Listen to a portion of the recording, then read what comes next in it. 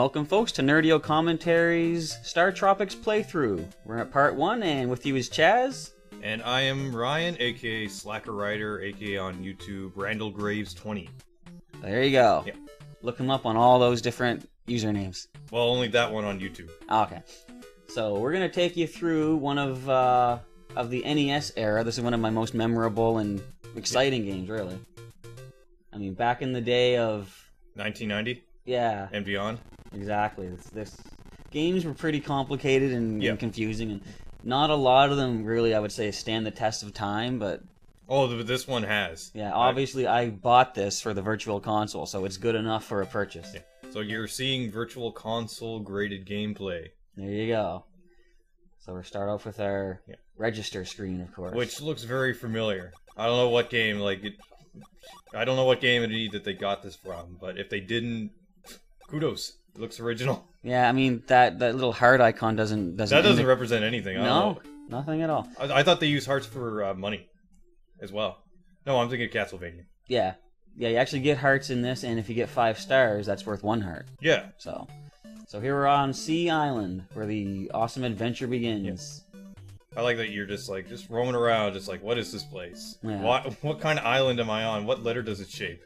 Yeah, you apparently get invited here by your uncle, Dr. Jones, I believe it is. Oh, and here comes the many things that you have to do in this game. Talk to everybody. Yep. Everybody in the town. Well, you don't have to talk to the pig. I do, though. I do too, but... But then he shows you his butt. Yeah. What's with this pig? You probably couldn't do that these days. I don't know how, but I don't think you could show that these days. Yeah. Oh, well. We're heading into the chief's hut. A nice big rotund chief man. And this is the only thing that can be considered as a cutscene back in the day. Yeah. Just one drawing with 2 frames worth of animation. It works, though. It does work. It's all you need. You gotta have imagination back in 1990. Yeah. See, that's what kids need nowadays. They need more imagination to understand some limitations and just go nuts with it. I mean, you know, they could fill the background with like random characters running around, like throwing pies at each other. But you don't need that. You can I think they already did that in Three Stooges NES game. That's one of the objectives. You have to throw pies at people. Oh, I remember that. Okay. I don't think I remember it fondly. So now we get our first star, our yo-yo weapon. Yeah.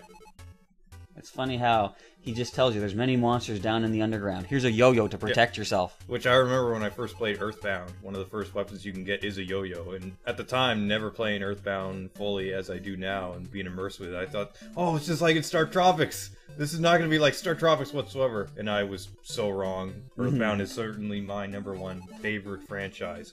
Well, Earthbound/Mother, I should say. As you were saying, you had to talk to like everybody. So I can't even get in there, even though the chief told me to go there. Until I talk to... I don't know if you talk to everybody, but you need at least the right person to speak to.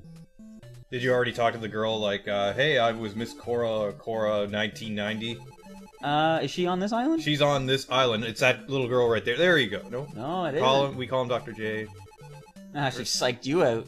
Oh, it's some other... She's in one of the... If she is, she's in one of the houses. Look, she won't even move. No. I gotta walk all the way. Look. But there is like some sort of like this... An NPC in this and an NPC in another island where they have like a rivalry. Like, who is the Miss Cora of 1990? And then there's 3 ladies who think that they're the oldest. There it is. I'm Miss Cora 1990. Do you think I'm pretty? Okay.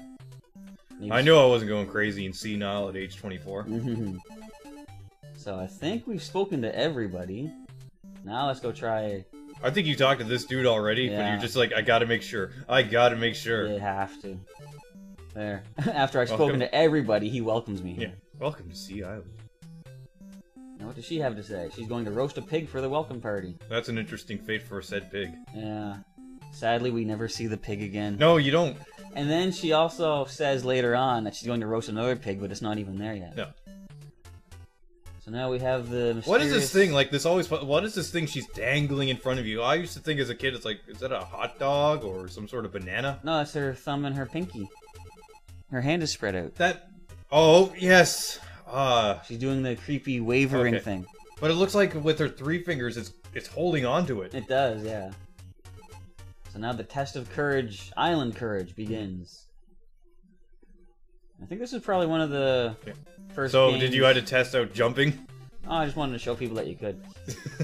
So here's how you jump. Yes. So with this, it's your basic kind of controls of A button jumps, B button is your attack. There, I just picked up a star. Like we said earlier, 5 stars will give you like a heart, which refills your heart meter. Yeah.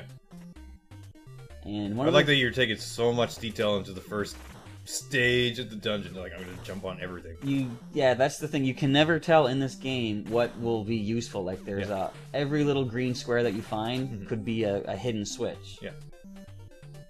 So you can see here, there's a lot of switches here. I think I probably jump on all of them here.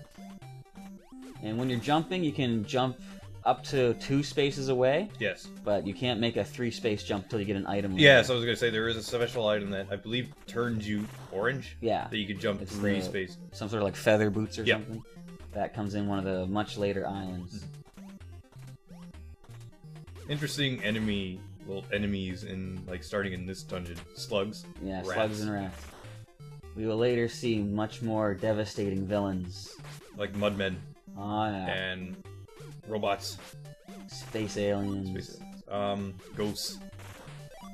The ghosts are annoying. You need an item just to make them show up. And then... No, the thing that always... I know we're skipping ahead of it. The one that always annoyed me the most in that dungeon was the Wizrobes. Which one? They're the ones that you have to reflect. Oh, yeah. One of their spells back at them, like a Wizrobe in Zelda. Okay, we'll see you in the next part here, folks. Yes. Stay tuned.